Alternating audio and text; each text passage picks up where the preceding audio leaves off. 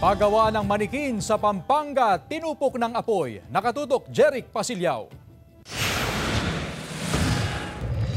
Nasunog ang tatlong palapag na gusaling pagawaan ng manikin sa loob ng Clark Freeport Zone. Sa paunang investigasyon ng mga bumbero, nagsimula ang sunog pasado alas 7 ng gabi noong Biyernes. Dineploy po yung lahat ng truck. Pagdating namin, malaki na po, entire building na po yung nasusunog. Nandun na po yung ibang fire brigade from Clark, CDC, tsaka Air Force. Umabot sa ikalawang alarma ang sunog na tumagal ng higit 6 na oras. Nasa 2,700 square meters ang lawak ng nasunog na building. Kabilang sa napuruhan ng sunog ang painting area at mga raw material ng kumpanya sa second floor at molding area sa third floor. Hindi nadamay sa insidente ang front office. Umabot sa mahigit 98 million pesos ang tinatayang pinsala ng sunog. May mga raw material po kasi sila, kagaya ng mga fiber na ginagamit sa paggawa ng mannequins.